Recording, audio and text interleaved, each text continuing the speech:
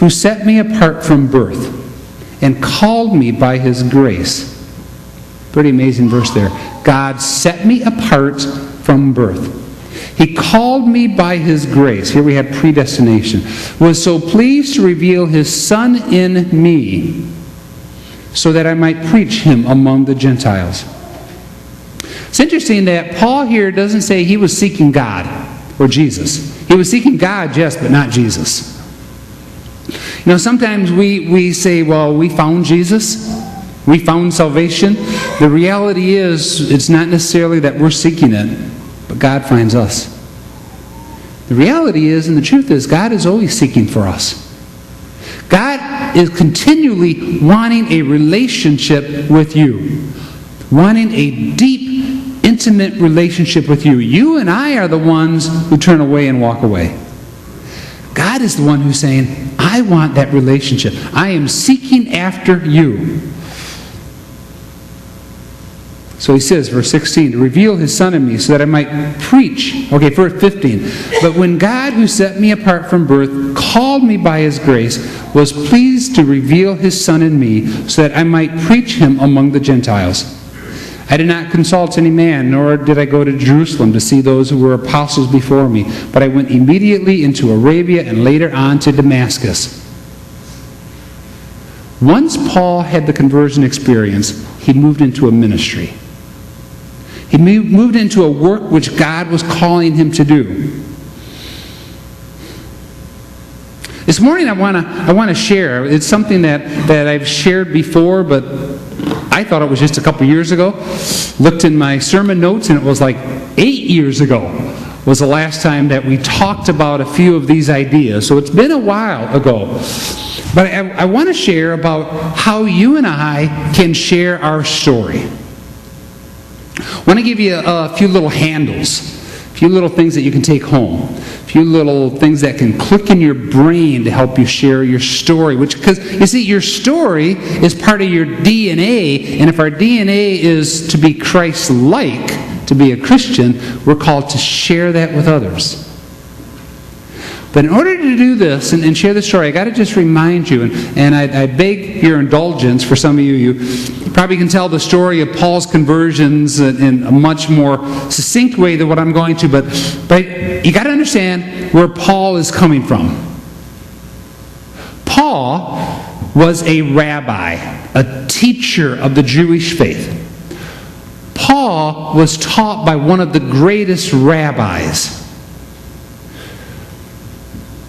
We don't know if Paul actually saw Jesus Christ at all or not when Christ was alive. Paul was old enough to have seen him. But he never writes that he actually saw him. So the thought is he never actually saw or heard Christ teach before Christ's death and resurrection. But after Christ's death, resurrection, ascension, for 5 years, and we're not quite for sure how long it is, Saul is persecuting the church. He is on fire and he is zealous for the tradition of the Jewish people, and he's persecuting the church. As I said already, he's probably had some of the Christians killed. Paul gets a letter from the Sanhedrin. The Sanhedrin was the religious leaders for the Jewish people. He gets a letter, and he is given permission to go north to Damascus, to take Christians out of Damascus, to bring them back down to Jerusalem to stand trial and possibly even death. On the road to Damascus, the Apostle Paul, or Saul at that point in time yet, meets the Lord Jesus. Some of you remember the story, the blinding light. He meets Jesus Christ. He's thrown off. We all talk about maybe thrown off his horse. We're not for sure, but he falls to the ground. And he gets scales on his eyes. He can't see. For 3 days he's blind. Now you got to remember that Paul knows the Old Testament in and out. He knows it. That point in time that he meets Jesus Christ, that God seeks him out, and Christ comes to him, and he changes his life. He does a 180. Paul does a 180. From becoming the person who is persecuting the Christians to now becoming one who ultimately gave his life for Jesus Christ. And that was after he was stoned many times, after he was shipwrecked a half a dozen times, after he had been beaten many different times, after he'd been thrown in jail many times. So he moved from being the persecutor to being the persecutee. I don't know if I got that word right. The one who was being persecuted. Okay, you're all with me on that? That's Paul's story in a nutshell. With that, I'm going to reread this. Galatians 1, verse 11. It's interesting because there's one of the ways that we can share our faith. And as I read through this, just in your own mind, think about your own story. Think about your own story and how you have come to know Jesus Christ in your life. First one I want to share this morning is called the BC AD. It's like the calendar. Before Christ, after Christ.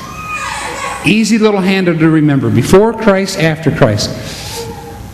Verses 11 of Galatians 1, Paul says this, I want you to know, brothers, sisters, that the gospel I preached to you is not something that made up. I didn't receive it from any other man, nor what I was taught it. Rather, I received it from Jesus Christ. Verse 13, this is the big one. This is Paul before Christ. The Apostle Paul says, you have heard of my previous way of life in Judaism, how I intensely persecuted the church of God, and I tried to destroy it. So Paul is saying his BC life, his before Christ life, he persecuted the church.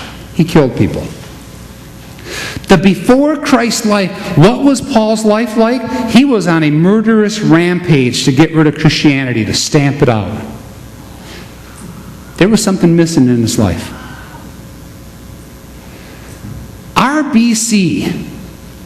Now, for some of us, this BC AD one is a bit difficult. Myself, growing up in the church, I can recall different times in my life that I accepted Christ at a young age.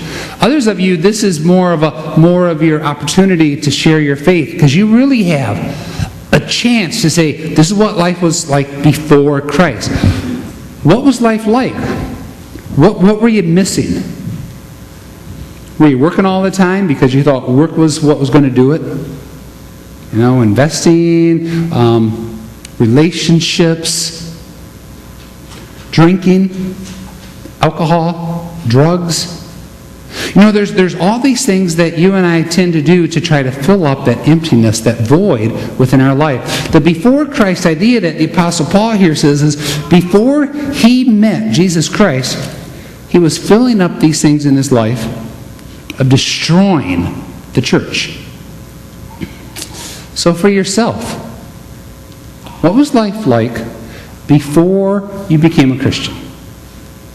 Before you gave your life over to Jesus Christ? And I mean that, I don't mean just sort of the simple giving, but when you really said, God, Jesus, I really want to be with you. Paul goes on and says, I was advancing in Judaism beyond many Jews my own age. I was extremely zealous for the traditions of my father. So that's his BC. There's other passages that we could look at this morning, but we won't. But the Apostle Paul talks about he was a Pharisee of the Pharisees, meaning that he was a high rabbi teacher. He followed all the Jewish laws. He did everything that he had to do. But once he found Christ, and Christ found him, he realized all of that was rubbish. Verse 15. But when God, who set me apart from birth and called me by his grace, was pleased to reveal his Son in me, the cross. The Apostle Paul had the experience of meeting Jesus Christ on the way to Damascus. My prayer is that each and every one of us here have had an experience of meeting Jesus Christ. There's been that some point in time in our life. Again, maybe if you're like me, been brought up within the church, it may not be that huge experience that you've had. It may be like some of you remember Dan Thor from Strength Team that came. Dan had it all. He had wine, women, money, songs, wealth, everything else, and yet he had nothing. He picked up his pistol to commit suicide because he had nothing. Had everything according to the world, but he had nothing inside here. That's a BC Christ at the cross AD experience. But all of us, whoever we are,